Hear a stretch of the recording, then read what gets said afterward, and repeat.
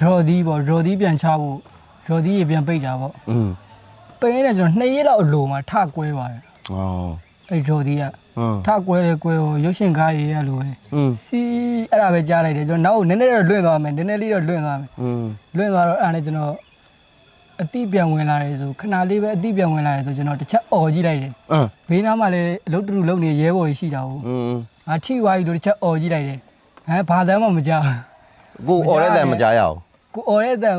မကြားရတာမဟုတ်တုံ့ပြန်မှုမကြားရဘူးတပတ်တည်းရမလားဟိုဘေးနားရဲဘော်ကြီးဘာကြီးအတန်မကြားတော့တော့တဲတဲကိုပတ်ကြည့်ရတယ်ကျွန်တော်ဘေးနားပတ်လေးကိုကြည့်လိုက်တာကြည့်ရတော့မီးတွေကလောင်နေမီးတွေကလောင်နေတော့ဘေးမှာလည်းအသီးတွေရှိတော့ထက်ကွဲမှာမီးကူးတာနဲ့ထက်ကွဲမှာအဲ့တော့ကျွန်တော်မတက်ကျုံးထားတာကျုံးလဲထားတာလမ်းလျှောက်ဖို့ပြင်လဲပြောကျွန်တော်မလျှောက်နိုင်ဖုတ်ကနေဆိုပြစ်လဲပါတယ်ချက်တော့အယိုးပဲကျန်တော့ဟုတ်ပြီခြေဘွားနားမှာအယိုးပဲကျန်တော့ကျွန်တော်မလျှောက်နိုင်